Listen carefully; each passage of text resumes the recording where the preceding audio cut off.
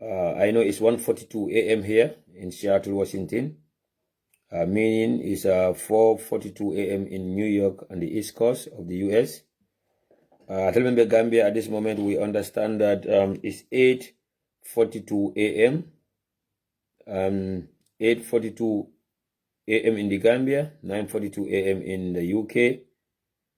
Countries like Germany, Spain, and so on is 10:42 a.m. there. But come now, it's an early morning show. May I be some quick updates on the maybe for an hour. What I tell them Momo Yalon ko join them face science and drum.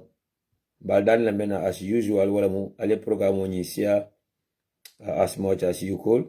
It's never too late to share the show.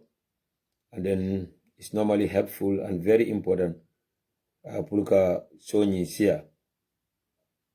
So come on once again, Baldan la Momo Yalon ko ebe mfejan at this moment. Kakafuma alinyin kacha share as quickly as possible and as more as you could. Nataja a quick update for the other about what is happening in KMC right now at the office of Mayor Talib Bensouda. I think so 1 minute later on.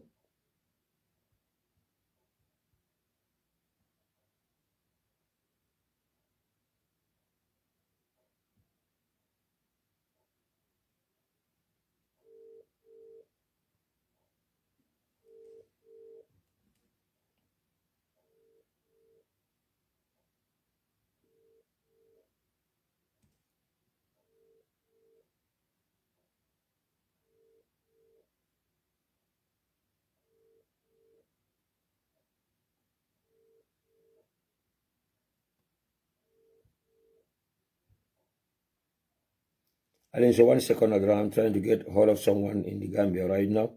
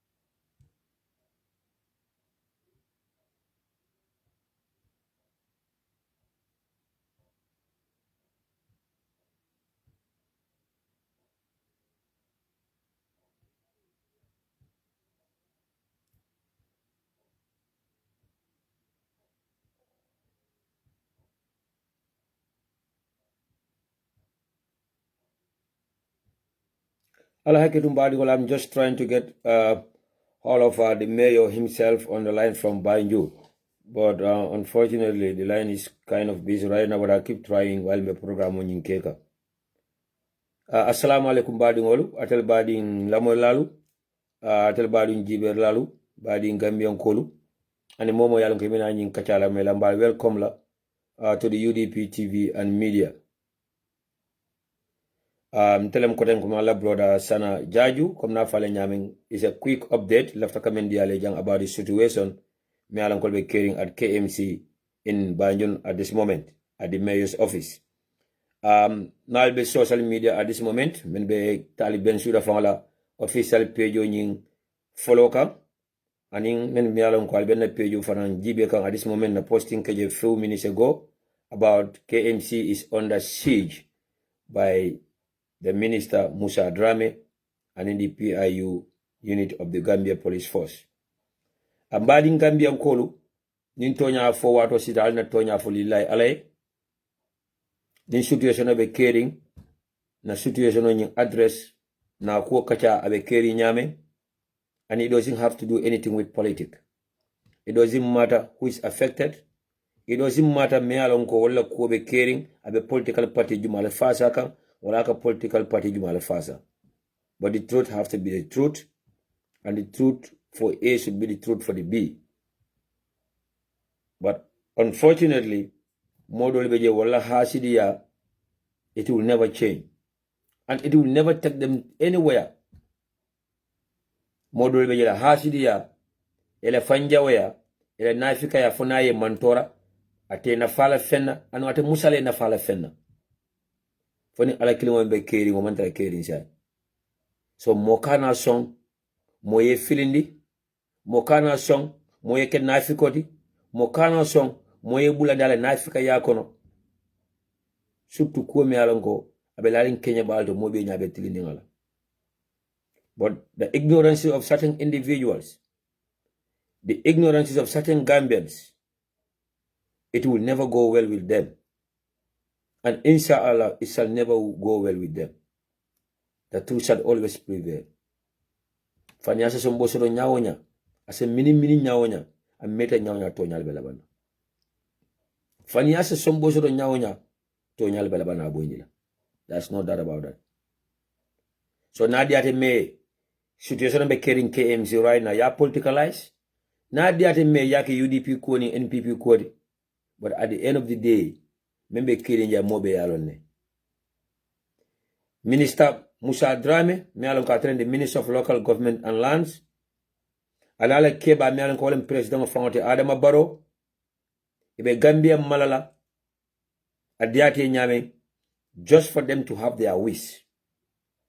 Badi Gambia nkol mol meta nyimfulali ele. Surtout ata membe sitting on the ground in the Gambia. Na fali ele na foto kadi fole ko. Adama Barrow na jata e Gambia be malaba malale. Pula kana fin di State House. Adama Barrow na diata pula Gambia wafi. Banku dolma. Wala Gambia kuntung atala banku dunia bankulma. Pula ta kana bo State House aba kelale. Adama Barrow na jata ele pula Gambia nol fa. Kamol kidnap. Mol ke yema. Kamol sorom. Ko ya jame ake nyame nu. Afana mba kelale kotenge. Just because akana fin di State House. Nimen lata ala salam. Nimen kamata ko kacha kensol ninti salam. Nimen kamata ko political statement la nyabe buluje. Nimen kamata ko sanajaju nyola kafu because be siri UDP platform wala ka anyabe buluje. But at the end of the day, memun to nyade mobe nya keso bakana. Nka fale jana wato wat Gambia bi yemo nene adiate famole. Gambia bi yemo nene adiate a famole. Yemo nene a tare tole. So right now, Minister Musa Drammeh, I directly from the executive, the madam the executive, well, Adama Barrow, the head of state. I directly wala bulu, wa Adama Barrow killing na somebody diala, play police commandi, the former CEO of KMC ta, ka boy by for samba, play ta do kola office okon. Mbadi Gambia nkolo. Menbe Gambia ani menbe Gambia bandala. Menbe kering na Gambia sato kono bi. Menbe kering KMC bi. Menbe kering at the office of the mayor Talib Bensouda bi. Wala mintuko. The Minister of Local Government and Land Musa Drammeh. Wala executive power ta use under the directives of President Adama Barrow. Pulka police intervention unit ta PIU. Menbe Gambia Police Force. Pulka foi kwa ata KMC ta aliya put on the seat, ata KMC la do kulalta aliye muta as hostage. Wala mindiko by force elafta the former CEO of KMC menkere Senabu Martindi pulka simba ta do kola by force. Badi Gambian call, this is very simple. Luwale beje. Menkere the Local Government Act. This Local Government Act na council ka tama wala. Di malamu na council te Banjul City Council. Kanifi Municipal Council. Kerwan Area Council. Masakokong Area Council. Kuntawur Area Council. Janjambure Area Council. And Mbase Area Council. Ika tama nying Local Government Act lela. In hand with the Constitution of the Republic of the Gambia. even though the local councillors are under the Ministry of Local Government and Land, and kabi Musa Drammeh anale ministry, e man sombo soto, pulka local council control, wala ke dare ke lefte me ke weke je, wala ka sombo ta ka ajayi kan, ka fuko by force, at the minister, Musa Drammeh lefte menna, wala la ministry bunda lefte menna, na local council lenta wala kera. The only time mayor nin chairmanol and in a local council official is answerable to the minister or to the president of the republic, wala near decision ota, wala tamandiroke, me alan kwa aina constitutional sosole, wala aina constitutional contradictly, wala aina constitutional tinyari. For example, if the mayor of KMC and other councilor, itamata tamandri nyala, wala decision is against the constitutions of the Gambia. What time will Minister Musa Drammeh, wala the President of the Republic, say executive order dino, police or later, wala law enforcement officers or later, KMC, kaje put under siege, wala kaje control, wala ka official soro. But as far as the situation right now, maybe KMC is concerned, as far as the situation of the KMC is concerned right now, the Council General of the KMC, under the leadership of Talib Ben Suda, will let emergency meeting or command. We meeting dula, the general decision make walato. Pulka CEO and any other official that are involved in that corruption scandal, ye key on leave while investigations are going on. Or investigation or Jumala Yantaka Tamandi, one of the Gambia Police Force, the CID, the SIS, and the Minister of Local Government found. After the completion of that investigation, what time will a recommendation will be killer? Whether the CEO and any other person many along you will let two mal whether they should face the court of law, or whether they should be prosecuted, or whether they should be fired or their services should be terminated. But as long as the council and the mayor will let decision make Pulukanying chief CEO send on indefinite leave la wal semen keno drong wala mintiko the CEO Senabu Martin and whoever is involved in this scandal cannot report to work until investigations are finished. So, according to the Local Government Act law, the CEO is answerable to the council, Senabu Martin, and whoever is the CEO of KMC or any council, they are answerable to the council. Council will say, Idokundino, council will say, Shindino, council will be order dilela, and any council will be do. But say, Mbadi Gambian Kolu, and Mamanta Karambora, Alpha Yin question on la Jamba. The mayor of KMC, Talib Ben Suda, and all the entire members of the council, Ikoini ni CEO ta do ko kala no. And the normal fi ko do ko ke for any investigation or banta. So say, ni Minister Musa Drammeh ni CEO of force, I ta do ko la by force, and the mayor and the council refuse to work with her, abi mun do ko la kala. Abi mun do ko la kala. Abe do ko kala nyaadi le, abi ta official mento, men bo official de ko ina ta do ko kala. Ikoy ma atroci ina do ko ke. Ikoy man lala ina do ko. So adamay bi ta silala official anin jino le do ko ke ba. Adamay bi ta silala official kono right now anin jino le do ko ke ba, anin jino le communicate ba. wala fonyi siena bu Martin ada malbidal officer kono right now Musa Drammeh ko order dia la enta menkla ekeba.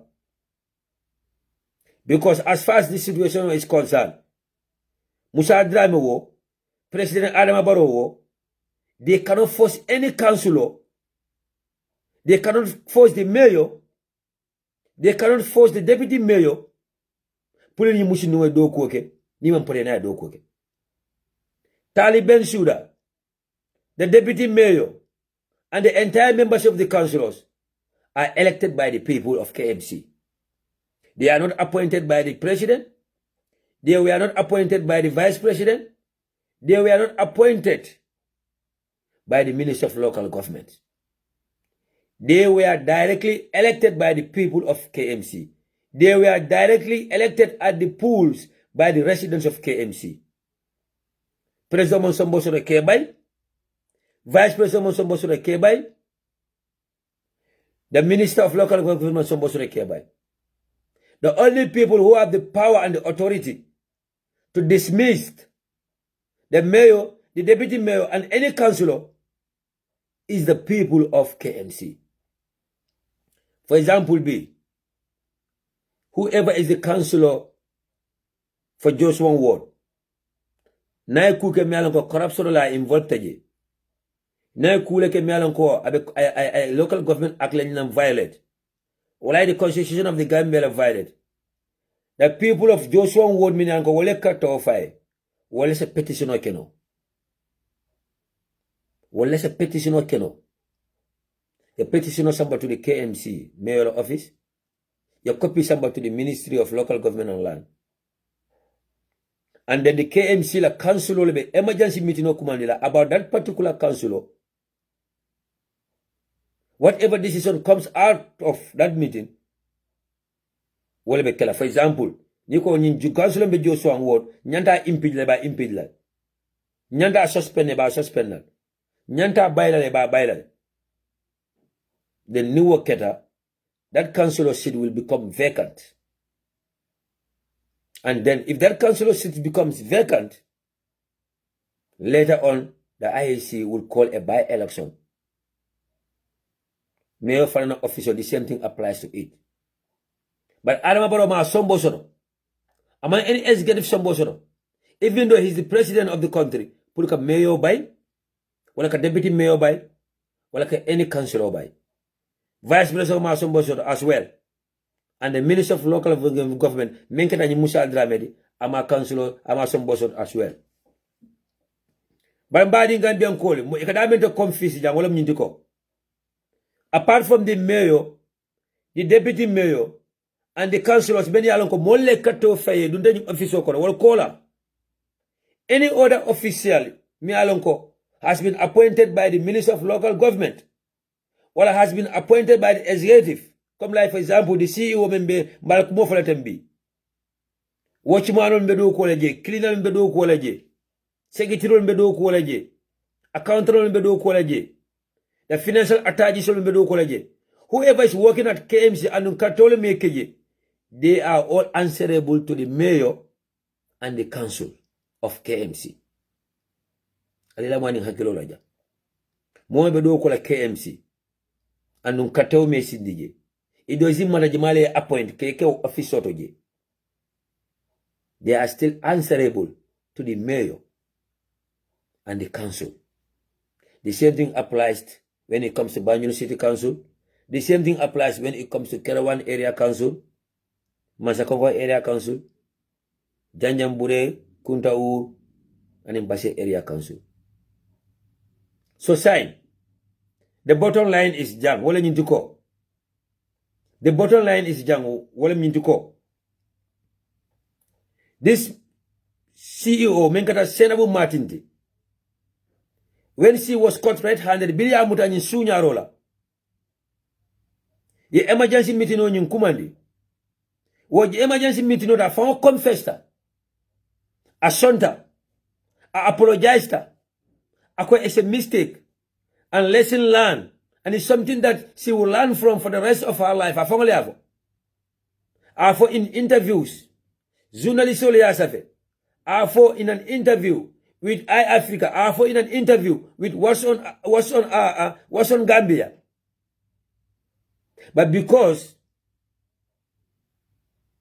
ni Minister Musa Drammeh ya sambaje pour que Taliban should undermine, pour que KMC la do ko sabotage, o ministre kilimul nata ko denka bambu pour que fay ko bay fo ci be mu rañin do ko la le and left ko nete la do ko la je. Last week they asked her to report to work. Atada the municipal police he will mabul apply dum apply tal do ko ke. So during the weekend, Minister Musa Toure, I President Barrow meet at State House. Yera kuriya kul ke je fo pareda, yera kata ke fo pareda. Ni wikono be la do ko kata menti wala mu. Ibita KMC ambush la nyamen. Pour que ni CEO sambaje by force. So I feel I materialized that beaten along Somanda. As I am speaking right now, KMC is under siege. The office of the mayor of KMC is under siege. Because PIU unit Solomon according to the office of Taliban Suda, and I mem post on a Facebook page, ako PIU nkol kailako, they receive an executive order from the top. Jamalam di executive order from the top, when the Minister of Local Government, Musa Drammeh office, and in the office of the President, Adama Barrow, political PIU, yena, ye Sambo Jai, municipal police, ye municipal police, Sambo override, ye musinu by force somebody officer. So this is very interesting, by the Gambian goal. This is very funny. At the same time, Anikuya Warata, Abalafa Warata. So Shai, I'll be finding a question la. Ye lua understand, we lua understand. Itara karamoto, we manta karamoto. Menkum mata ya wala mintuko. Shai ni Senabu Martin Melon, the former CEO, Mealongo, she was involved in a $12 million scandal. I found Sontaranu, a confessor. I apologize. And council decision ota. Pulu ya baya ita lifola while investigations are still going on. Say na muta official takatasi official. Official melo kabetana siri njele nyini ko monata do ko kala. Sabe do ko kala no nyaadile. Kolate Senabu Martin afanyini ka nyin question la mbadi Gambia ko. Kori minister Musa Drammeh fanga afanyini ka nyin question la ba. Kori President Barrow ya fanyini ka nyin question la. Pour que nous puissions forcer à être si officiel kono andu meyo nata do ko kela meyo tabula do kula meyo te kayte dila be men sayna ada kayte sona from the meyo be men sayna ni sere bo matim fa ya fanni ka nyina ba ni hasidi ya tato ni mol ba ya tato ni konente ya tato Natro ka mantra mission la pour que ni ministre ka meyo undermine natra mantra mission la pour que KMC la do ko sabotage natro ka mantra mission la after ben complete la because a mission la no a mission man complete ala de maroka she was caught red-handed so sako 5 minutes mission ni complete by force mbadi Gambian call another thing wala nyindi ko nyim former CEO menkra Senabu Martin tibi na fam force atata sin office ko the entire council for APRC council member for GDC council member for UDP council member as long as they are councillors working under the KMC ikoina ta do ko kala abe do ko kala no nyaadile abe function no nyaadile wata badi Gambian ko we don't care where can command name so la fo ba fla kon ta lebe fitino wulinde ka banko ka I think it's high time Mbadi Gambian ko ale wuli ale ta bedo ka. Mbadi Gambian ko ale finti in large numbers ale ta protest in defense of KMC. The residents of KMC many along atelle kato fay ni counciloli. Atelle kato fay ale deputy mayor. Atelle kato fay ale mayor men ka Taliban sudade. Ale finti in large numbers and march onto the street and protest in defense of KMC and the mayor's office. Wallahi ni wonte nyini menke itambita la diatela al salon ko the same thing will happen to Banjul City Council. The same thing will happen to Basse Area Council. Wallahi, the same thing will happen to Kerawan Area Council. And the same thing will happen to Mansakonkon Area Council, Janjambure Area Council, and Nkuntawur Area Council. Mbadi Gambian Kolu, shoot to the residents of KMC, Alifint in large numbers. Go to the KMC's office. Occupy KMC's office in defense of Talib Bensouda and other councilor. Naliake pula la fankunkun alla kum fang nafalemu nal make alla ngay bolem alla jihadolem. At the end of the day, I will be in Gambia. Al kanje. Yes, I'll suffer because I judge sit al platform can be. Ako mole finteta fitinoke. That's okay with us. Now that Aliafoko, Sarajaju is calling for violence in the Gambia. That's okay with us. Now that Aliafo, Sarajaju be sitting at a comfort zone. I have a Gambian de finti because I'll call for Gambian. Bilia Jame Jamano I'll call for. Well, my daji code.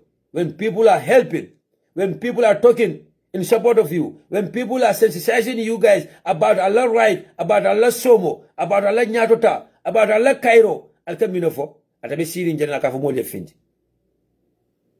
I got a Bilia Jame Jamano, until we are used to that. But Bilia Jame Jamalaka enjoy. I tell be sitting in Gambia. I tell about enjoy ka. I tell be sitting in Gambia. I tell you freedom also. I tell be sitting in Gambia. I tell you one Gambia, one nation enjoy ka. So many see the comfort zone in the diaspora, they are not enjoying anything. Ni men na Gambia for Nasara Karkin them Karfura, Karsabay Moon and back about Adami. Kolikaira Malanjumale Danka. But Danko Mutata Malawai. As a nation and as people. Malanjumale Danka. But a manila Danko Mutata Male. A Mari Sawalota Male as a country. And as people of the Gambia. Kolikaira, Gambia not ala water to baila no. Gambia not a wula no a fan defense to nyaka. Gambia not a wula no. I kelo ke kula miano ko a fangale nyato tawle. A fangale nyantolem. Gambia no yamra is all about karte fay wato dron ko lebadu. Gambia no yamra a base should be at the ballot box. Ballot box mu muneti every 5 years.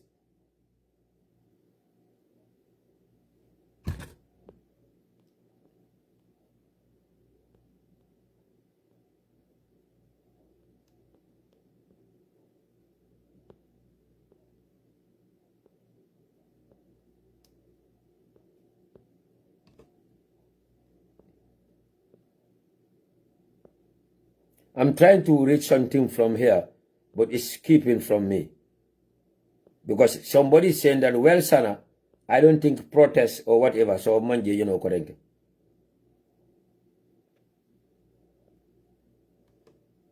Manje, you know, correct.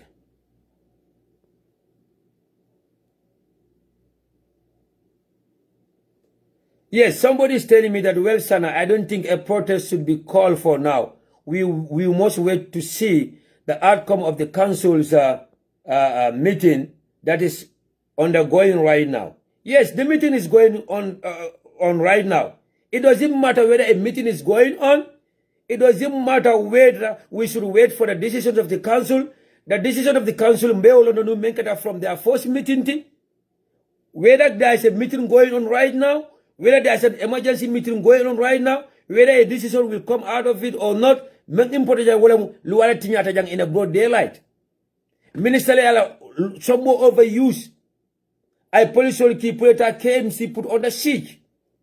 Whether there's an emergency meeting going on or not, banku dunga fara me wajibu ya tema yanta kila ku fele kata nyola banku do kola ku sabastano do kola nyola gambi banku do kola ku tangstano nyola gambi banku do kola nyine mbatandi gambe nyi maslaya bi nak mo wara doy. Whoever wrote that Morris, maslaya bi mo wara doy. Going out to protest, abanka luwa tinyati, ama minu ko kata luwa tinya. Going out to protest in defense of KMC. Woman fentinya no amanya nakara fitinoti. But maslaya bi mo wara doy. For example, let me give an example right now. Billy Macky Sall of Senegal wulta sombo jay Ousmane Sonko kam. Ikoba arrest la diakuya. For Ousmane Sonko fang la banda afang ha ovala. Ya samba detention center ni Senegal ko ka sila nu. waiting for the outcome of that investigation. Nin Senegal waiting for the outcome of whatever investigation was going on by the Senegalese authority. Nonde Usman Sonko banta fa kasoto bi. Nonde Usman Sonko banta fa kasoto bi. Nonde bi Usman Sonko. Abanda tara bu ñawno an kabi. While the investigation was going on in Senegal, in the case of Usman Sonko, Senegal dingol the responsible one, he will tell a fin to the protest because y'all know que menkata no luwati nyata fa preta, masakundal de sombo jay kanu opposition leader kanu, and with the same situation be carrying Gambia B. Tali Bensouda is an elected mayor. The deputy is an elected councillor, and all the councillors are elected officers. And whoever is working in KMC and you are not directly elected by the electorate, you are directly answerable. You are directly answerable to the mayor and his council. But hell, ndal tala la gambenol albal danya kala ko dengele ala beta dale ala la nyino lemu ha ntel ta findira na protest ke ntel mun kayra bankoldi duwa jabi tam male. All we could do is complain on social media. All we could do is complain on WhatsApp groups. All we could say is that Gambia is a sad nation. Barrow must go. But the wula me wajibiata ma as citizens of the country nake. Mbele luwalon jam. Mbele yalong what it means to be patient. Mbele yalong what it means to be puliye bolo kanta. Bali ye bolo kanta ye tonye. Ye patient soto ye tonye. Ye luwa fas bunya onya ye tonye. Ebe sombo jaikam. Ikafukal nambadu.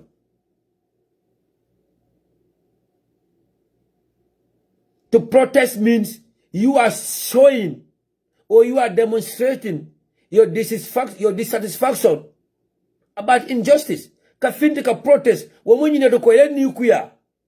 Anila baranda iko tandi about injustice mebe caring. And mbeso ndani ko injustice mebe caring. Mbeso ndani ko Minister Musa Drammeh be luwaji ntaka bulo ko mendata bakela based on politics. Mbenyu lonko Musa Drammeh as Minister of Local Government among some bosono kamo force preta do ko la councilor melonko he or she has been suspended by the decisions from a council meeting. Bala Gambia fatila bra protest mu muneti protest atila bra mu dimba malol protest atila bra mu bunjambo yol protest atila bra mu kidi fayol ba ni ko protest atila bra mu be kerinje. A small country like the Gambia and kabi bankoma manankunno after almost 60 years of independence. A small country like a Gambia with a population of not more than 2 million people. Bankoma manankunno after almost 60 years of nationhood. Kole kaira? Enyam nam fay ko duwa jabi da Gambia ma. Should we always wait? Ala better. At the same time, Gambian killing will complain 24/7. Kole kaira? At the same time, Gambian killing will be done 24/7. Kole kaira? At the same time, Gambian killing will be sharada 24/7. Kole kaira? At the same time, Gambian killing will be wosi wala suta tili. Kole kaira? What ali day? Al wosi wala bula. Al sharada wala bula. Al danu wala bula.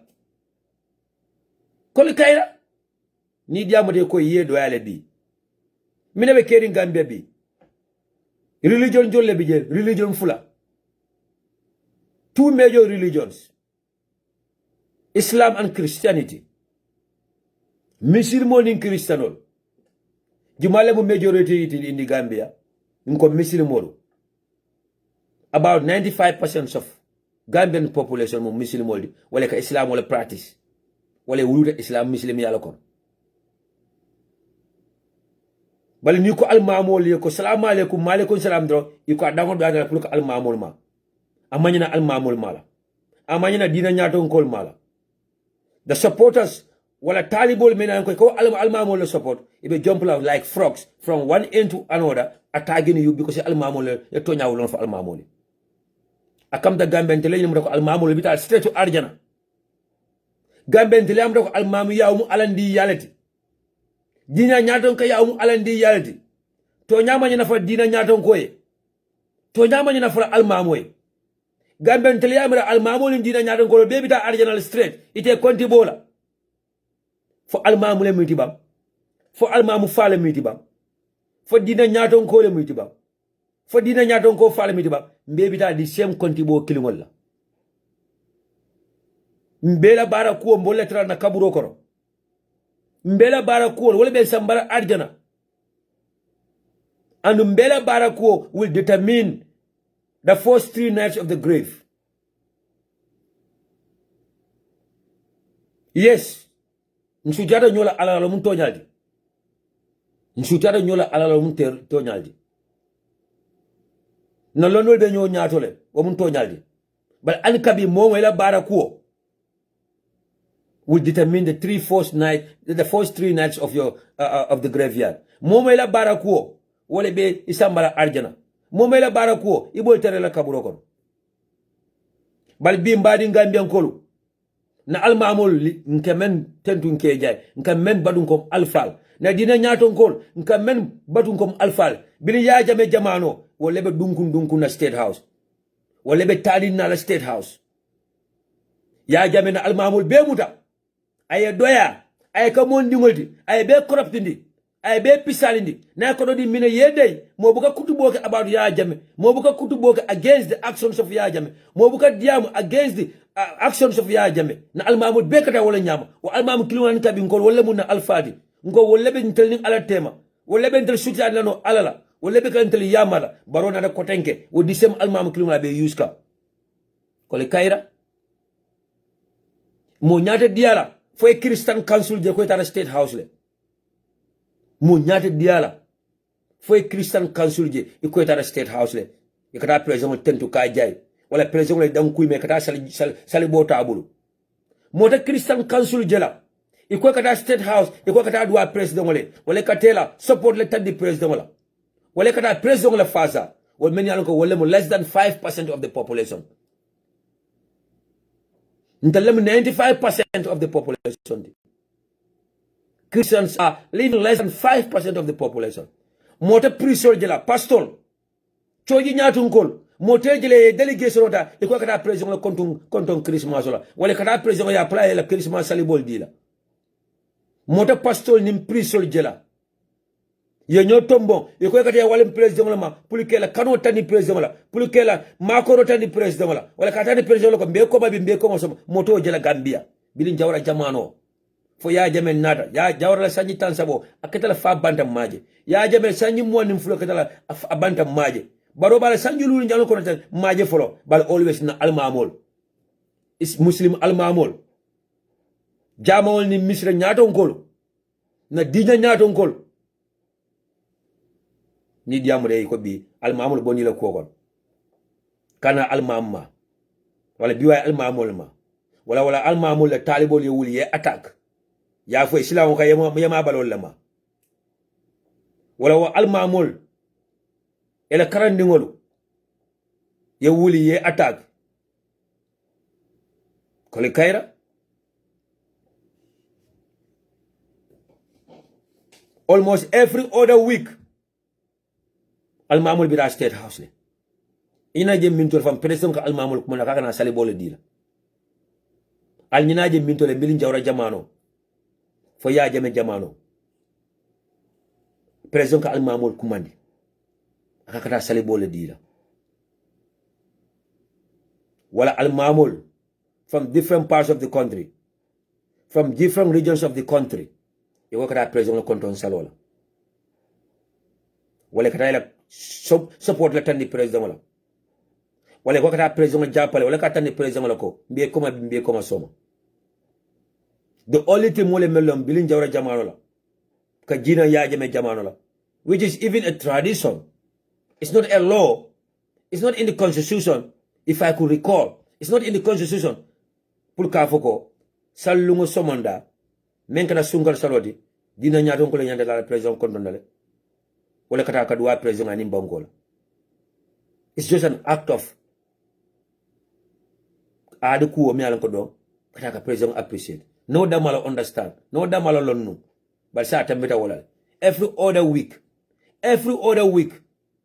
wala every other week abuka tambi almamul ko dina nyaton ko le tare dan ko president wala almamul mi mboda banjul wala tare dan ko president ma wala almamul mboda KMC wala almamul mboda West Coast region wala almamul mboda LRR wala almamul mboda CRR URR NBR ni altamoyle ko pastol nim prisol wala de Christian Council wala kata president ya pour kata sale bota ya wul wala kata president ya pour kata konton Christmas altamoyle ko pastol wala de Christian Council wala fele bi e kata president ya pour kata support pour kata nda ko mbe komal min yalon ko they are less than 5% of the population and tol kon tele be dina correct ngoka tele kon tele right kole kaira. But at the end of the day, Dembo by force, the religious advisor to the president, alota almamo le nyati limola kafo yoko jawra jamano kuran ka mankinu njane ya jabe jamano kuran ka mankinu njane bal adama baro jamano kuran ka mala 24/7.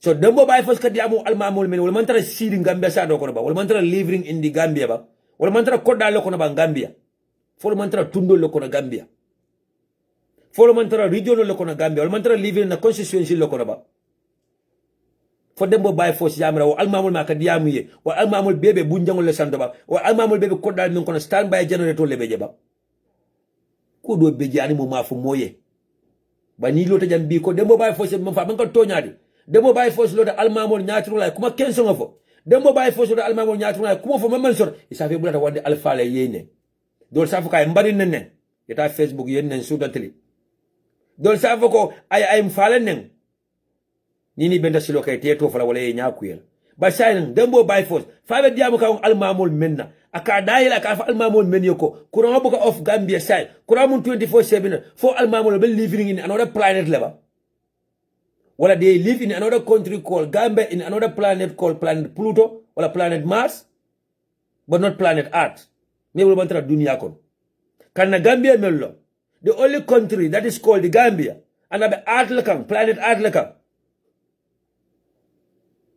amanka toñati bi amanka toñati kunu anata kala no toñati soma ka foko Gambia courant be dele 24/7 but unfortunately and very sad at the same time namol sudo men yalon ko wala ken kawandi wala ka kutubol kenye wala kana football city wala kana denanol kulu and any gathering bantaje ikay yamana munela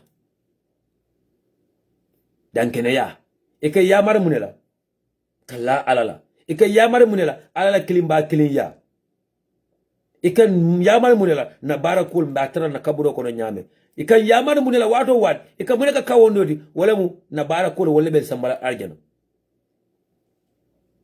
anytime fro fata Gambia dadi babadila al mamul ka binafo wala nyintiko abe dabe san fenta na fala ay bunjango melo ama nafa ay musi nyima men to ko ma nafa ala nafro ma nafa memba na fala bi wala mu ala barakul ka abe mentala ala kaburo kono ikon kawandi wala suta tili balo almamu kilimol bi wala katasi president nyatino le ka pisali Allahu akbar wa almamu kilimol bi wala katasi mansa nyatino le ka pisali wa almamu kilimol wala kasi president nyala suta tili ka pisali ka nyine fon la kuma kan le ka menfo ka nyine fon la kuma kan le ka mol kawani mena but we will never see Christian or Christian council visiting State House going for salibo almamul mboda president visit la science men mboda KMC je lebe lole kona ye kali kama envelope go receive from the president je lebe lole kono aye kali ka foko envelope go receive from the president. So an old man like Dembo by force alfa men kam ko Dembo by force ikalo dina nyaton kol nyati limola ikalo almamol nyati limola ikafe ko atelle duwa ke jawra jam fa kanyata atelle duwa ke yaaje me fa kanyata an walenta duwa ki la baro ay fay kanye anon kika fa almamo yoko ale wuli ale dum politiko kon al maman loje ye microphone o mu tay dembo bay force jabi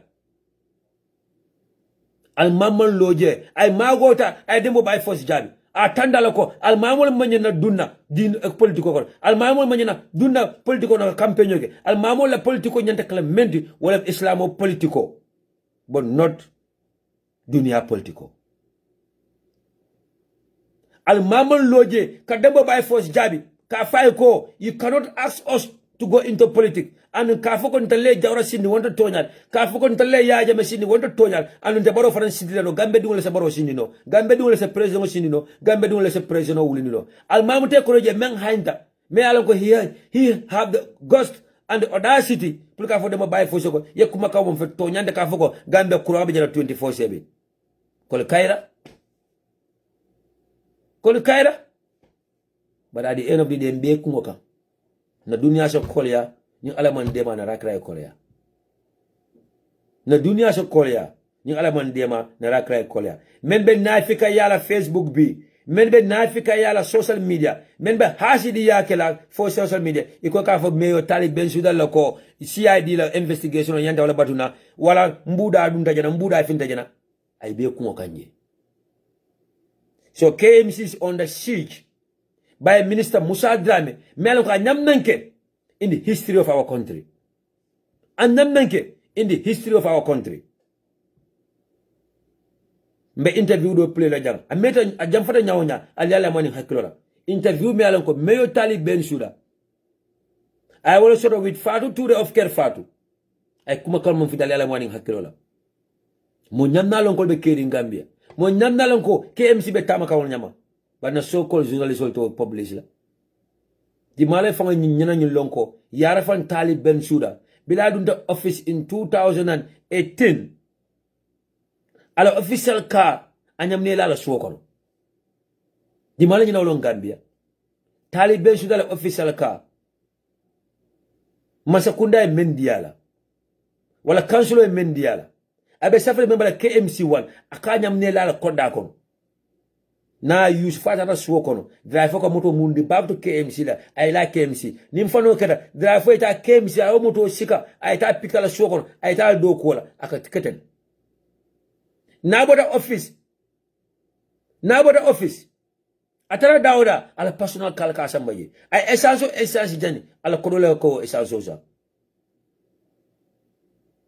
and not only television ben sudala kanyinke but ala political godfather ala political leader wala ya yamar nyina an wako kanum bilabe office lawyer dabo as minister of foreign affairs lawyer dabo as the vice president of the country and amna masa kundala moto use ala plala private hajola na masa kundala moto use akara do kola na use akasela solo kono period abita dawoda memma ala private engagement akala on personal character. As Vice President of the Republic of Gambia, and I'm not traffic of violence, and I'm not traffic of close, Prate Tambi. I can try traffic. And about 1 hour from Westfield to Tabokon, I can try the same traffic. And as Vice President, Ala Musa Fanaka the same thing, Ala Dimbaka the same thing. And not only Taliban Suda Wolkanyinke, all the elected mayors and chairmen in the Gambia, be collected. Monyame Rohi Malik Loje in Banjul 1. Wala BCC 1 abi yaila Gambia karobera. It's from the office to our house to the office. Landing bisa na alta nyinin karoke. Masa Congo area council, he's doing the same thing. Ibrahima Janko Sane, right now mantara do kola. Abe sasaline. The last time bebola banyu na man kenya, abe sirin kombo la fa. Bala janjam bude la moto mantara abul. Atu janjam bude abe office kono je. Wallahi billahi tallahi. Nadia mada personally on the phone. Ali guess what mbadi Gambia ngolo.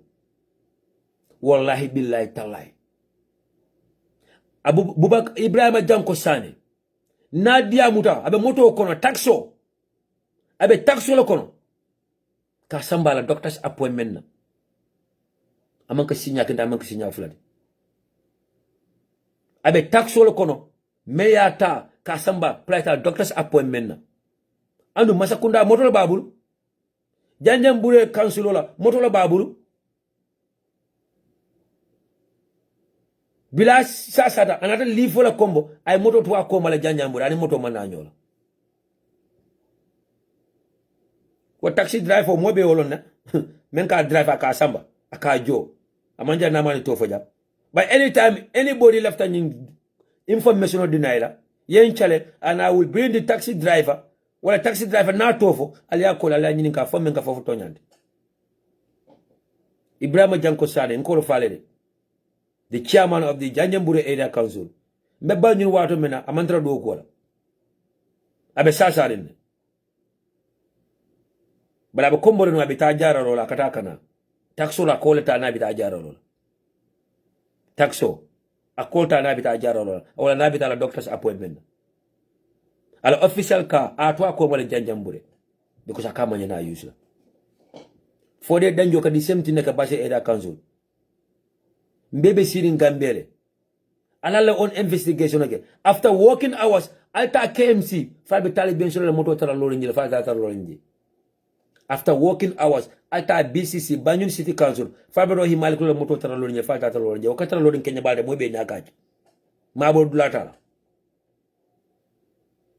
membe base mantra base ma fala mam fitaji alki after working hours yikata base Area Council jibe foka fole danjo la moto ba tara lorin ko na fa tara lorin ko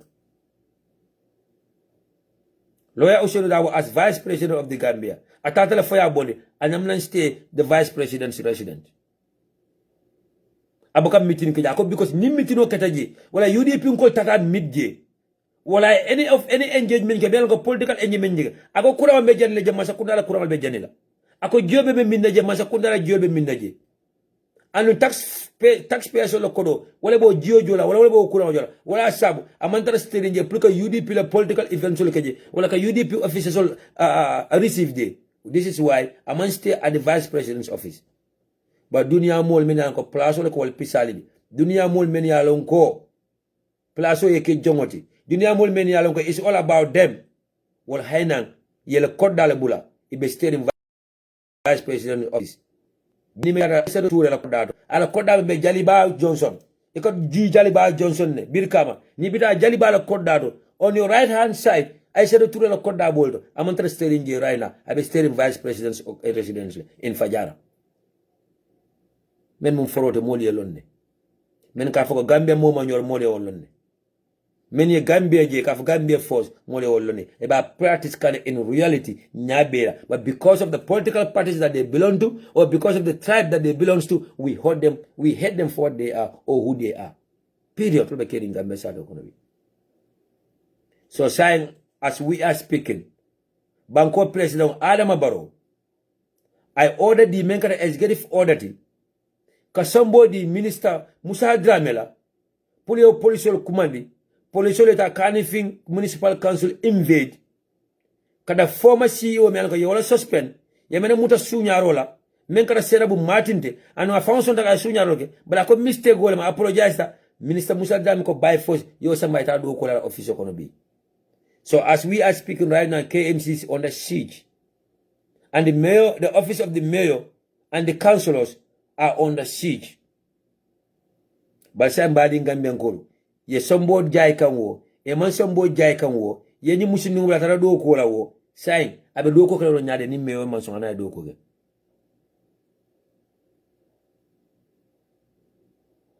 abe do ko kala no nyaadi le ni minister man so na do ko ge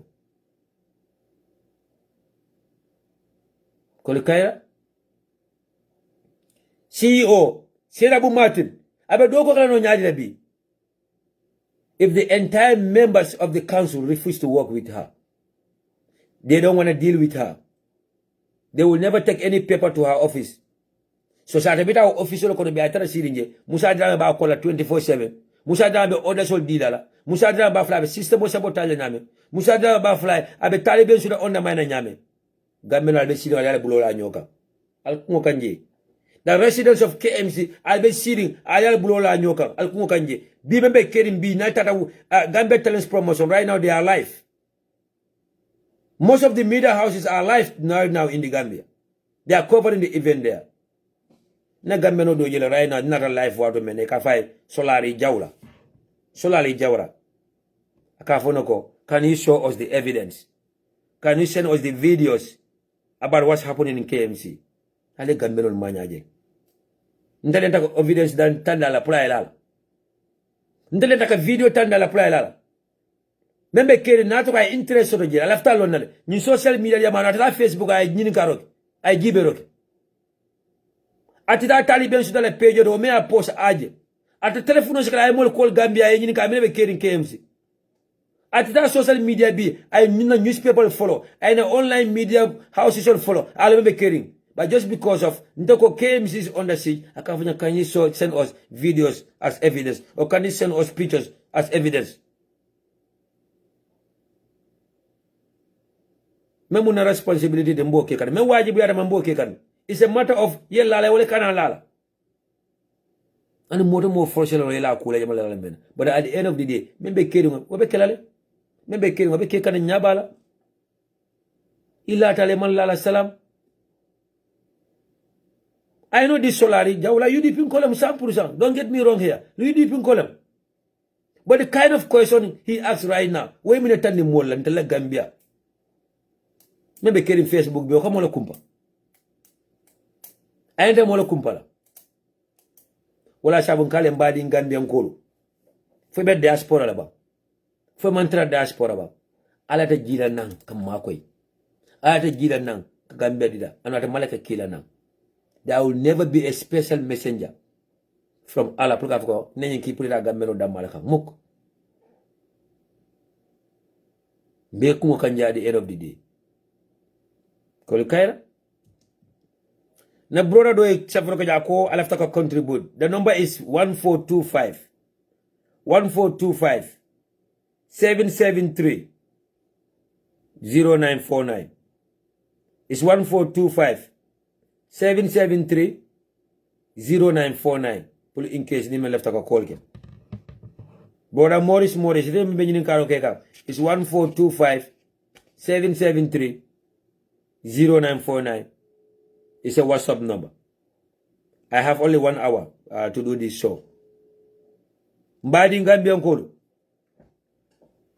Atele badi la moy lalu. Anun badi njibe lalu. It's high time Gambenol ale wule awatola ale kala diamo awatola. Mbadi Gambia nkolo. It's high time ale wule ale on destiny control.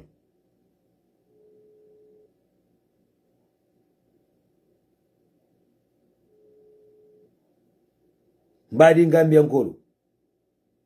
Bata dalu mbele ngalkam.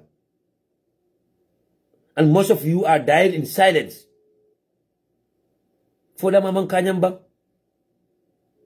For that mamang enough evidence to pulka atanda lako. Alienta wula le diama watola. Alienta wula le wula watola. And alienta wula le on destiny control. Bani bata alate menka mo time wale. Ibe Gambia kole alona.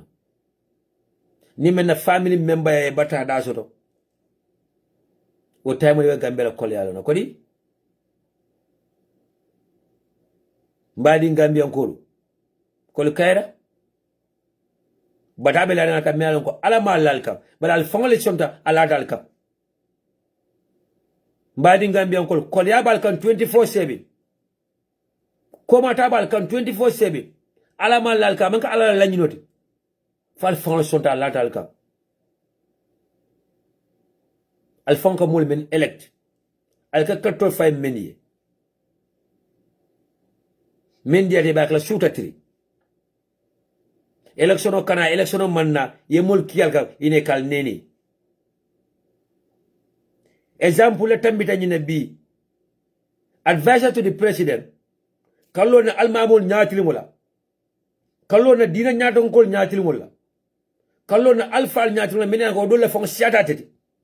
Aka foi ko courant bu ka manki Gambia bi courant kana Gambia 24/7 ko le kayra sa ala tonya fo nyoja benyu kuma kan kuma ndano nyaade dembo bay fo se même fo ka foko Gambia courant bu ka manki je courant ka sot la 24/7 mbo kuma kan kuma ndira nyaade le bi ni ko amon tonya fe ko nanen Allahu akbar ni ko ay kuma tension fay ko nanene ni ko ay même fa mon so de ko nanene sa ali ma ko jam benni kuma kan kuma ndano nyaade mo boda Gambia sate wala ko anata ko fe man sirin Gambia fo ko so Gambia 24/7 ba ko dembo bay fo sa fo nyame electricity supply fabe Gambia 24/7 ko dembo bay fo ya fo alma mo le nyame wala nan kale ko nanyim politician olo na president Adama Barrow anala mol ni be diamole kany ne mo ko Gambia non mum faloldi fo muso lemba fo ninko lemba fo dina nyaton ko lemba fo ala nyaton ko lemba ala nyaton ko lemba ni be diamole na mole ka America diamu falole ya mo ida malam multi ida malle we kungo soro ida malle mo harmadi won ita diamu da momo do mum faloldi kar kudo be je fayso mabono koma kudo be je se mo filini nyom wala bara kuran kuwa Gambia mo be mo filinde wala Gambia nyaade no al mamol du kala sabari ba dana la ke alanin kilaye na dina nyaaton ko mbal dani la al sabari e do zimmata be min tole ba Gambia tundo bela fo bota badi bule bam kiyan nembam jana lemba fula du lemba wuli lemba kantora lemba kombo lemba na dina nyaaton ko mbal dani al sabari al fane wasa da mandi dukay al sabari al fane wasa da mandi mbal danila pisalo sombo warata na dina nyaadon gol mbal danila dukay al sabari na al maamol Gambia mbal danila al sabari way na misilma nyaton ko mi nga tele mun al mamul mbal dani al sabari al fane ala muta damandi al sabari al fane dankene adamandi aman kan nendir kumati ala hakilu ni manka doyar kuoti ala hakilu bala be min ke kan sutat li nyabo la al mamul ya jami al muta jal tuntalla al kumul fendi Gambia ba jos bi ko fal mun al fal min tan kabi na bunya ne hormodi ala an kabi na dankene asuta la karola an kabi mbal noma an kabi kal kuma dina al mamulla an kabi ka salal kuma wonya al mum falin no baro fane nyaabe di sem tinke kan dina nyaadon kol kayra atella kan futol sidi atella be na kulyol ke kan ni atella ka sali furol ma atella ka furol ku wodo mbal danila dina nyaadon al sabari pisalo so mo warata all in the name of what man sa ko nay kuma nente dankule amala wato wadi ko fo yes Adi hello sana yes Adi abedi me yanga ga nyaade la ka contribute la acha go ahead be live le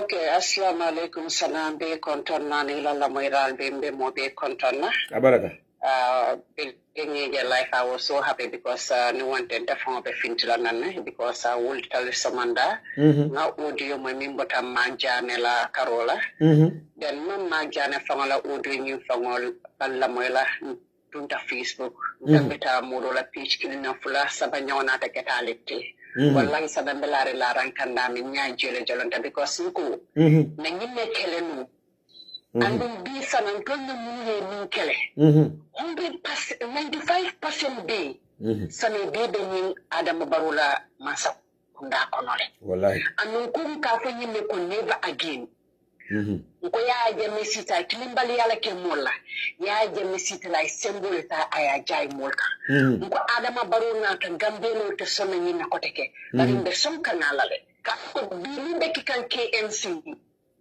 Munde sunyaroke tari fongo fintita ako amman fen kala mutanyinto and mun fongo yake alo tala ko tabi man fen kala mutanyinto is on the record bari nin data tanata manke talib da ma kelo tide sama UDP kelo le exactly kadi ya jele ko talib mashallah ay KMC aya bedale nafi ko nin ka foko talib man fende da KMC ngani yo horhote ngani yo be findine ko tembo momi mu ko amina jandu ka to fa na video to bari bimba to fa falale ni yana ka ko gisuma dara lu talib liggéeyu KMC mo ko mën a gis parce que sa xol gi moo baaxut mboolem kuy ew bi KMC mo nekkul naa fi xaat iman ka fisir waldeti iman ka jahana badimut wallahi billahi talibe be ko mina KMC amu ko baji ibe do ko la UDP KMC ñul ibe do ko la kata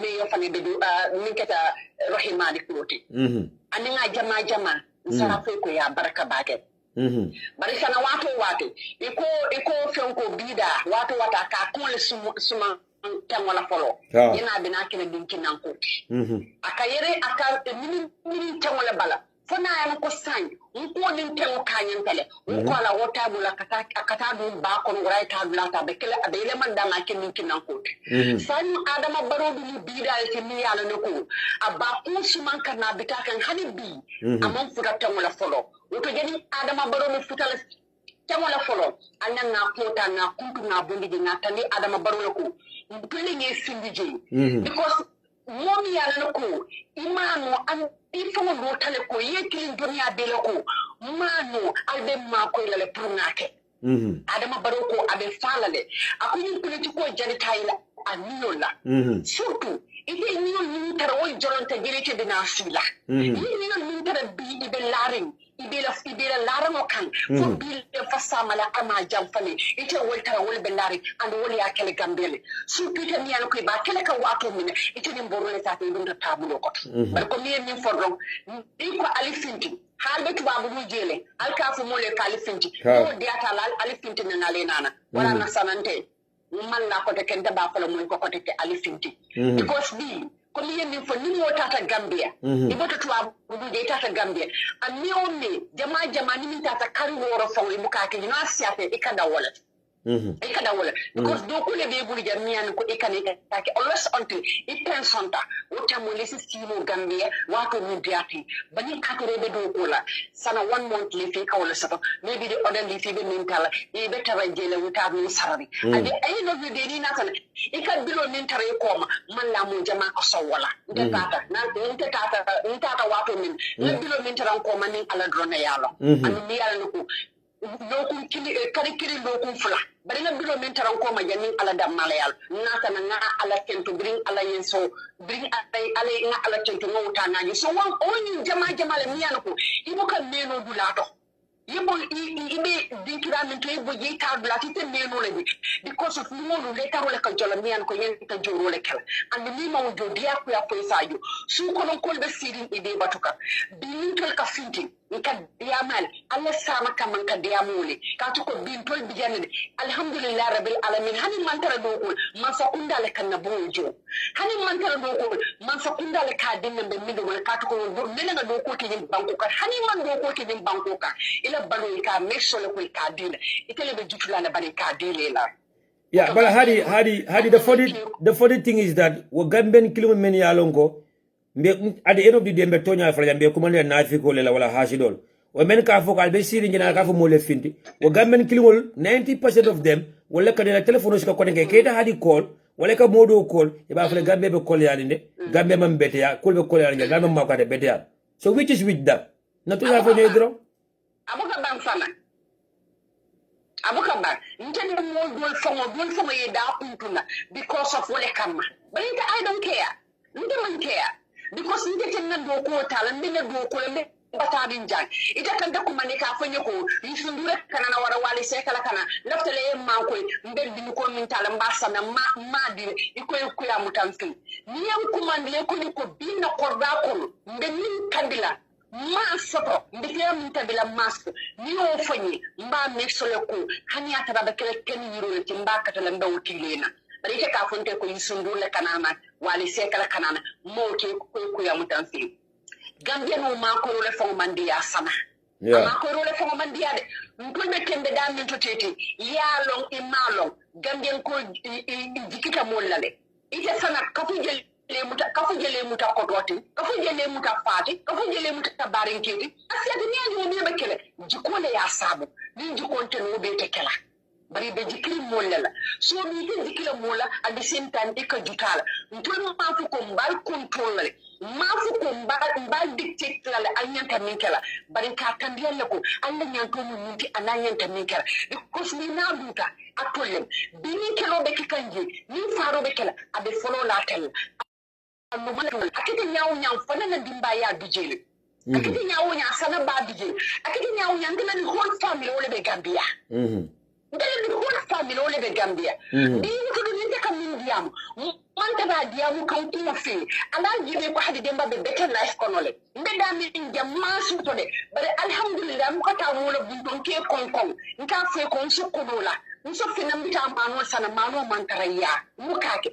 baratul Gambia kilimo le kanton commande ntoni ya ko abijam ado koliyare mbulu nanda do koliyare telefone bulu katambato mumela sanya bina sanya kilo sila kamita sanya kilo nde manta go ko la katu ko mine nde hotel to coronavirus yatina hotel ni soronta manta no go ko la sanya bi say la fam ko manta go ko la kata kram wala to so na do nyam ton ko ngam famo bali ngom ka ya tolela ngom pura la sama bari atul kantul muta tolele ki alkamira fu muto mo anje tolele insanu le ngambulo ta na la nyo kam bari ko fanka na sile ate jam fala ko teke na meta kanina ni lem anna nga duwali la ale UDP masakunda endo ni UDP masakunda lo kam be sa ko alhamdulillah rabbil alamin banna malu alle jata babu ni ka ton ka December 4 ni wole batu no banta samina ko ko nda nga be do politiko ko ndati anya be Gambia no bu yakina o nyama ina jata be buluje ka fala wato anonta batala ka ko hani atar mani boto ko sa wuli lulila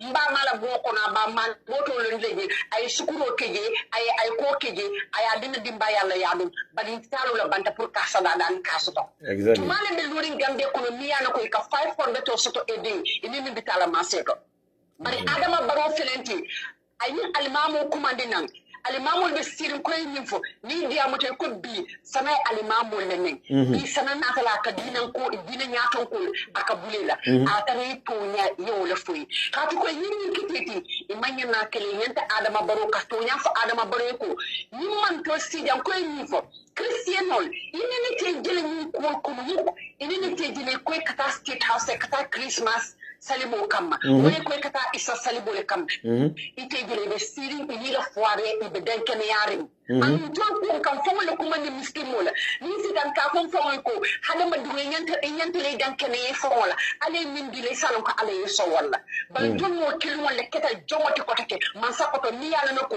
amman ke fenna fenti yes adama baro kasila ka fuko siram min bentala bumo kono wala ni nyata state house siram woto ni ta kata state house siram ni kata woni ni minel fa jerite nyul fa jerite din keta ya sacrifice so kam ni ata siram min bigi mi yana ko hani 10,000 siram mi ba hani 10,000 siram fanta adama baro la bumo kono ka modo ya pa modula programme teleko adama baro la bumo kono because al qur'an man jam fajila adama baro la bukon hani 10,000 sirama min fambi amma wo even hani 10,000 sirama min adama barula bukon ko mo kilimo leje min ka fa fo ko ngaja ko tale ngafa ke do bije ay min fa ako 57 daji ko miyana ko adama bare mo disappointment malon fa o do be bul be betela bake sana priyo o do ni ya plena table ya fo min bay inde inbox lala exactly 57 daji ko aya defo anu exactly wo bele kata adama baro man ko to miyana ko ayake sana is high time adama baro nala mo be kurkan Gambia no aluli ali atesi ali atani adama barola ko atekele sama ntolle ngasindi sana nyene ati na ninata platform ko wato don ka kamfa ka gayo ne fe kana o video te ka jini because na ko ni NPP mo kilimo dem hati no because ni be keri ya lene ande be kawole ta folo ko nyamari ta folo ko finkitale o ta folo ko ni defon don pese nyane ko kanin fe mamu. Exactly. At this moment, Danibita, at this moment, we have an update. Somebody just texted me. The employees at the KMC have responded in defense of Taliban Suda, and then the police have withdrawn. So, saying, which is a good news. What is your take on this? You more force a plate at Dokola, and another Dokola, Mayor Nata Dokola, Council Nata Dokola, every person at that KMC office will refuse to work with her. So, say, you more force a Dokola, Munafalabala. sana ni pele o musote afu kon kan fan ko mani musolla ko musote alumbe nyaton kayalela anin ko nyata example accept la ndima ni mamaru wanya wallahi billahi sana tinyaro kitante bulje no muso kamalu na kamalu sana wonyi na poti no glato asimba kola iko ni nyata nanjan ni ke do ko kele mote bulala do kula sayito do o office ko mun na fale bala na man ke kifa mo jikini ka Gambia ta ka dumi yoto ka kelo ta ka dumi Gambia ko sana na man to ta man ke fi wo fen e ni bambule sana yin bambule nyari ni bandi got sotola apare ka kuru kata ya escorte te ya bulala office ko sana ya bambule sana ni ni ko ni sana ni mo kamalu sana ni mo kamalu le do because ko do bije hada ma ni kamalu ite sana we ke ina ke baro ite ko no kale ko ntele na yike ko sana ngamira ni ko kumane ko lafte mu ni office ko ala fo ko ali ni ko le bi o malo felentin abenna dimbaya no kan dimol le bembul ken le bembul anu ke badu wala soto ay tero le soto dimol bembul e kata karamol to anu karamo fanan dimol be yalla ni kata ma ni social media ko kan ni wasa demana ko dimol be kan mi be keni dimol sa ta mo ka bulli kata ne ko yara fite ba ma ke fenti ibamu sumole ni so nyanta sila la ko mantala lim bulan minna ngakele amman shaksi uranta manta murna di manta murna di sama wala ne ka ko sana ni hade atole UDP TV&MEDIA rebelot na dia tale just call us name because mo ka to nya ini Gambian buka dia sana ni mo akan nendro leke amuke ba nen laleke ni ko ni fo ni ke ba e wuliya fa man to nya fo e be mi no flani ka man to nya ko bi afflenting abulata ni mo by force kalo ka fo ko yate lundile atele nyanta rijana atele nyanta alimamo ya mara wala misteme din ko ya mara ko dola fata fa ko kamo ya maro la leba hani alimo lunde miyalo ko aba kala miyano ko anyanta barala nyame wala ko ke miyano ko wonna ta fo daji ko mo ko to fo manta tumane man dembo bay fo sani mi mamu barake baraka mi ke bakaw ko mo be yalo ne wotina la lula akako kuma le fo mo nyanta ko mo ntala ni ata ni musa ka e na fo kan ba fa ko alhamdulillah rabbil alamin ko mina mi fa adama baro ba ko minin kan tenju wala akuma man si tenju ada nyo sa bandiro le jeni election ko e temosi abe yele mala nyame abe yele mala minta abe kala abe yele mala sen ko minta mala ka fa nyaade corporate I don't even know ni sa minti nan ko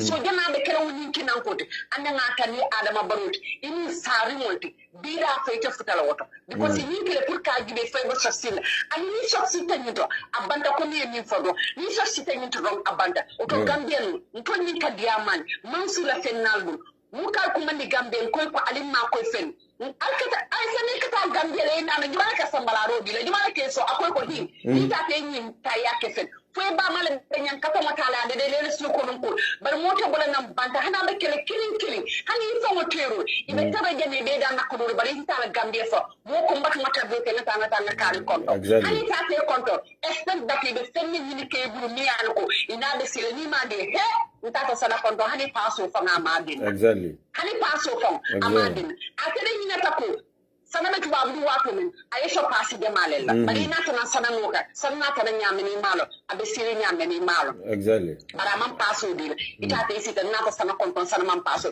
mo do la konton do ka ke ken sentin tuba bu na la na tana na te konto ale siale do mo kenyo sana lon ko mo bitale paso ti kale badila adu paso badila la min asa ke men mo kata wesan hanu ke men do fe ka jutala hanu ke men do ka jutala ni ne to man ko toti o ta sana mbe bulala dia mo jam fata mafle ka baraka bake ifirta na nyame ninne UDP TV&MEDIA ninne UDP diya ninne mino ko je miyano ko amanye fintile na fani ata talible kuke miyano ko amanye misile ni UDP TV la na fuku talible mo disappointed katu ko men jikino ko talible nyinkela exactly to mo kimo le bidaka because minem karam balu le biye mon fellon e mon kula because ni ata de fellon talibe press release kuma ne tamu na kataniku ko sono le kita nandulato bara kita tenin ngamira momo nyan be diamuka sanin to diamo tan ko ya lonko o te yara ko ngamira ko sono mi kita ngamira mi talibe bara yara ko talibe sono mo diamo ban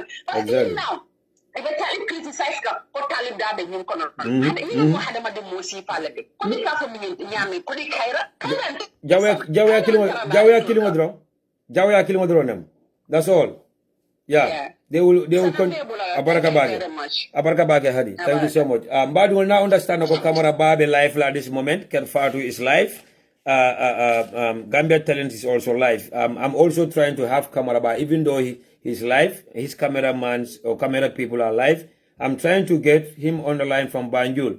Ka Fensota Abulu. If not, Mbatra kana fananka Mayo Nyimfango Soto, but Mayo Nyimfanang, I will definitely understand that right now. I've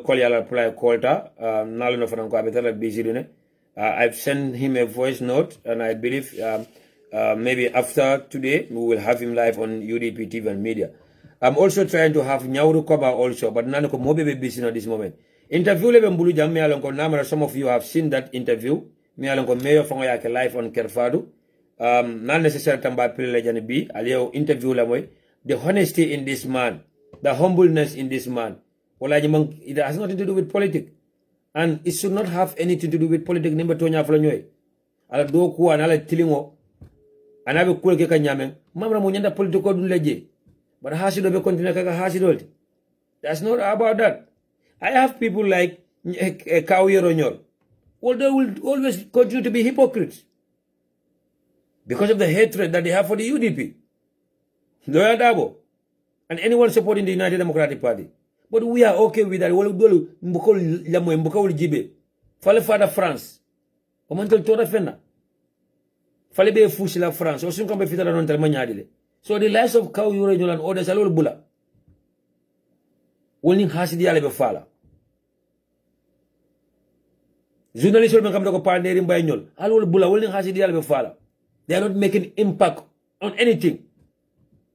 They cannot destroy anything. Memanyana destroyer. And they cannot bring anyone up. Mentinano up. Tapariala Carola. And Injenkola Carola. So do not waste your time with them.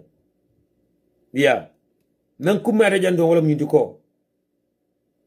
spade should be called a spade at any time. We don't care. Even command the nyame.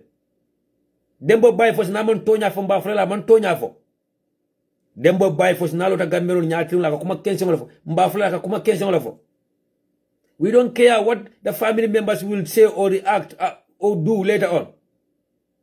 But it'll not tell a manso yalno. Dembo buy for some of Almamon Nyatin on the Tonyat. For my dual tibab, for my barin dual tibab, for Koto dual mutibab, for Doma dual mutibab. It is no code, Dembo buy for some of Almamon Nyatin on the Tonyante. By saying that Kuranboka of Gambia B, Kurankatra Gambia 24/7. What the Tonyati? Call us names. Ida kuntu molla. I know their family members in come and meet. Nika nyo konton no. Badia ben nitema. People kadia munya. I don't give a damn about it. Nimpression kalo kafoko at the shelter kaba iromena is 500 meters tall. Tonyante. Alna fa man tonyafo. Ntanemna. Ntabula la kasida. Because I am going to put in the place on respect la be occupy ka. But na man tonyafo alna fa man tonyafo. O kola mbafolo no nyadile. Mba nyina nila no nyadile. Alna tonyafo nyoy. This morning, I received a voice message. Alka kena baraji tinyati. This morning, I received a voice message. Ata be tena lokono sai men be Europe Africa. Banta laddi ma so somanda kono. I received a voice message from a young Gambian lady. From a young Gambian lady. Me alko sanji killing. Sanji killing anin sasa benyora. Sanji killing anin sasa benyora. Yes, Jara, in my life at this moment. Assalamu alaikum, sana. Yes, Jara.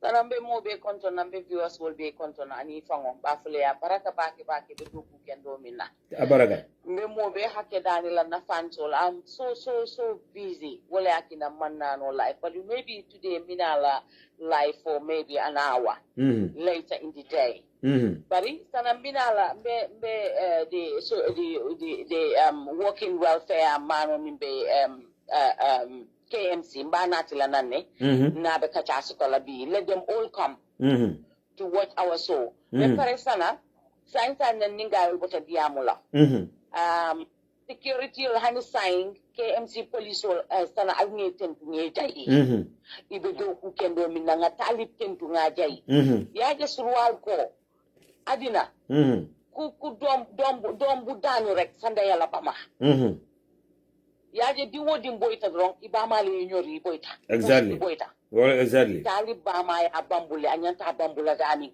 abala do ko la office kono amasti mo fan wule ta KMC be faari ne tap KMC dingul fintita ko muso te dunna je Baral Talenti Science and Muruta. I was with telephone with them constantly. Yes. Baral Talenti Muruta. Yes. Well, Asabo, can you give us any updates, Jarai, since you are able to line out on with them? Because the latest update, the employees at KMC, they have stand in solidarity with the mayor. They refuse and the police have withdrawn. Well, the PIU police will have withdrawn and moved a call. Yeah, thank you very much. Thank you very much. Wala kinang jani biriyan call before jani nga dung kombato nga call ke. So nga invest baka na domande o kijele. At this point in time, Taral withdraw tale because KMC police will go. Muso te dunna. Among 5 of them is only Muso mingi kafo. MP Pinkoli minta anim barona la Musa Drammeh minta ya implant talib kono. Ngamin soto je wolem ye Muso nying implant talib kono le anu ate nyaka la betarla in Banjul fanang ibe mole soto la ibe ming implant la Rohiloya ibe mole implant la fanang how to call it LRR Mr. Sanea, ibe mole implant la Makati. Unfortunately, not that man can die. Abisa sarne very seriously. Akata dialysis la fam, but dialysis fam sometimes sana liya alhamra doina. Baro have to go. Ni wote baro be kuna tila Gambia mbe woso tala Gambia mi alonko alamanta ankalala. Base panang ibe mole betar la jebe implant le kona. But luckily enough. Fortunately enough for Taliban suda. Ni musundi ko farming implant ya. Ni musundi ko naka Talib like akadoko kenyame. Ibatulo kono sutatili ibatulo kono pray Talib aba abi problem la nyame. Bara ala wo mansa ni seneyata. Mo mo ke nondi no. Ay ko bekele aman Talib nondi no afanga nata no. Avant nata bula ni problem o kono avant sita ko talib everything explain talib ye ming implant ye ming Musa Drammeh ne adama baro ka min fo pray talib dundi problem o kono ko be kata ma problem so no talib la exactly after ta signature for ka kolke after contest ko ya fo nyame but jara namra kom ka men fo dun jang itemu wo and anyone men ka sinum platform ka I think few years ago, almost a year ago or 2 years ago, nanyin for Janet, but they thought that I think we said that here go. Nyinbe mol kila nyin kan ke record, ibe mol dog sambala KMC le ani ba nyun sidi kaso as spy menang ke betara do ko laje. We said that ko be investor kila janne menu yalan ko bitabe corruption sambala. All this have been said before, but it's unfortunate that Gambia no na be so na ko like follow. Yeah. You see why in Lota Gambia be dunia be kono social media ko sana is my son. Yalo ne why ngako. No. Imalo mbari bimba fole yele. Sana jaju ala le ni bole. Mawulu baraka munta wulu talen bota bakilen fakilen. Because the way we understand each other. Ni nyo understand nyami ni mimbota bakilen fakilen ala fam manyo understand wonya. I know for the fact of the matter is you can hate UDP TV and media. You can hate Sana, you can hate me, you can hate Hadidemba. Come Hadidemba ba for Kenyan. But when the truth comes, we were the hardcore. We are long for UDP bondi Adama Baro block. Until le follow lota. Because Adama Baro be nyine. Follow UDP called Dolby Kamol Kale. Kamol then they all hate us. In fact, some of them unfriend us on Facebook. They unfriend us. They block us. Hate us. All the insult, everything. Don't be there. Nobody you depend on the how to call it. And they are part of us. Just because they think that we are very hard. UDP we are banga try le puka UDP safeguard. So offending alpha like in tulla. Politician I can alpha lasana. And our information since ni UDP TV and media luta sinya pula fo sinya kilin ngadi muruta nan ko tanke yekumofo amman soto ko allegedly biri ba fale bari muruta na biri ya confirm ko amman ke to nyati muruta nan you apologize everybody 2 times. I can fully remember this. So ndol buka kuma for the wrong because we want to say it. So now we pay people to have our information. We are going to be bankrupt because we pay people for our information. UDP safeguard, Gambia will safeguard. So moment in the platform all wrong, you handle the way they so the way we take our platform, it's not that we are not civilized. Nobody is civilized than us. Nobody is aware than us. But the moment you way less of ikela professionalism sambanyame. Yeah. Ikela moderating sambanyame. Yeah. It is only Sana who can do his way. My way is only Jarai who can do his way. So moment they tafale drone na viewers only more respect wakang. Na body UDP only more respect wakang because we respect each and everybody. Having 3 a.m. I will get up and talk to them because I love them dearly like they love me. The same thing. Like Jara incident on Bekering, I got the same information with Mark Jani. The same people gave us the information. Unfortunately, I was at work. Mark Jani went live. Mark Jani exactly. But when they were listening to Mark Jani, when Mark Jani was saying it yesterday, Yamura kuma cancel and talent wala I feel Mark Jani exactly be one that can somanda. And if I was alive yesterday, I would have said it the same way too. Yeah. So what I can be in somanda. You know what? I will say kudos to you. Kudos to Mark Jani. Anybody me along at the UDP. At the UDP kona and akadiamu social media mbafule be ko ya baraka.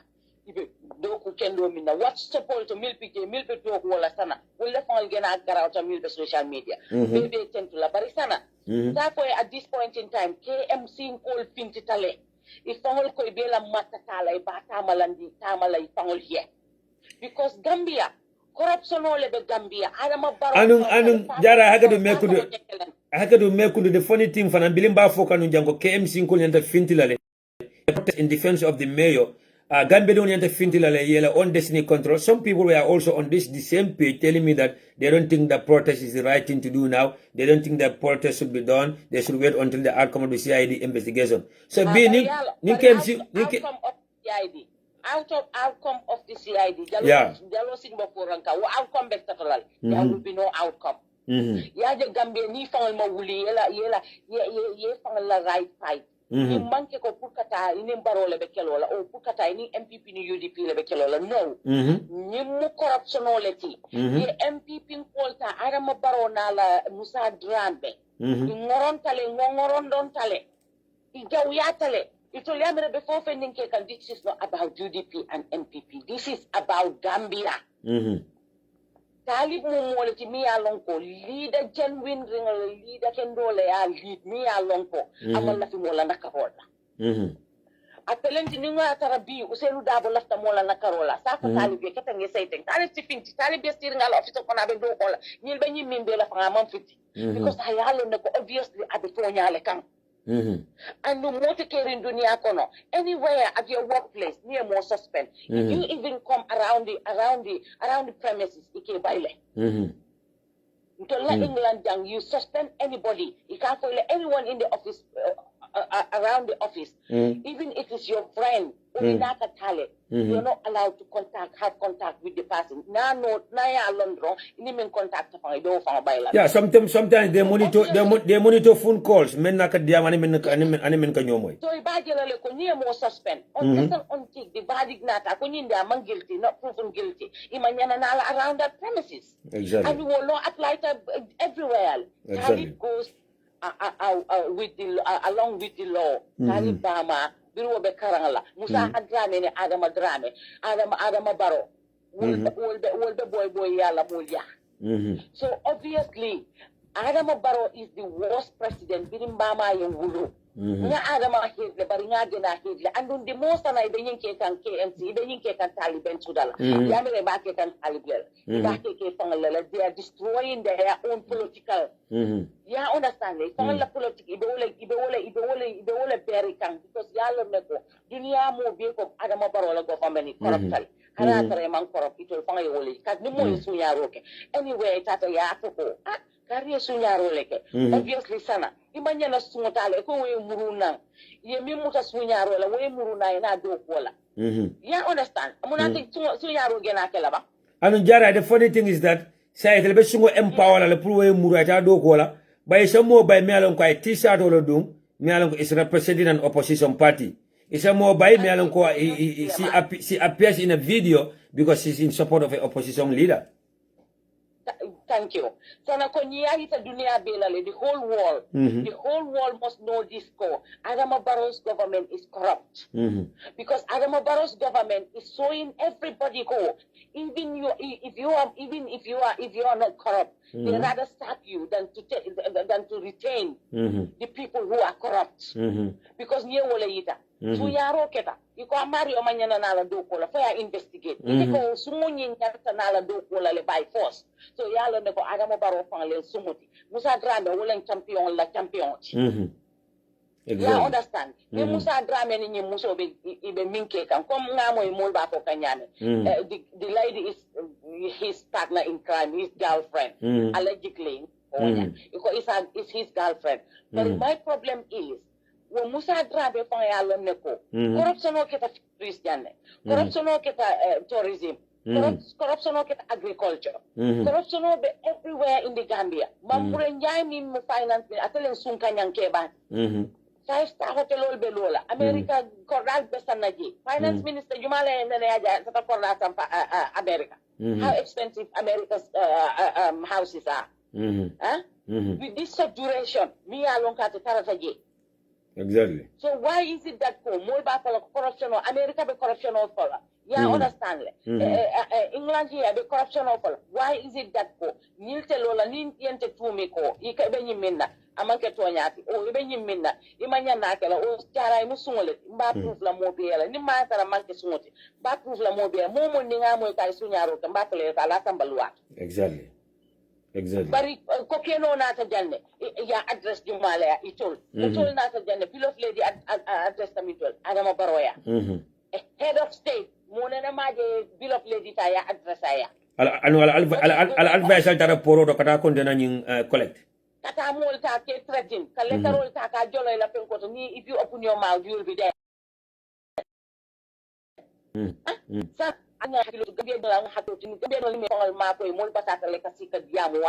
Exactly. Alinga hakilo tu. Alila voters katol ta ya mabo. Yela ibitala bafo ke workshop on lebe keri femman tara keri. Workshop over keri te ID card ni kala. All the business or like ID card ni business o mi alongo. Ni $100 boldi adila. They will take more than $100 from you. Business like.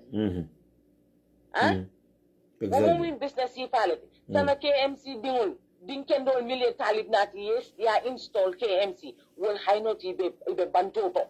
It go army, it police only budget, army only budget, this has nothing to do with them.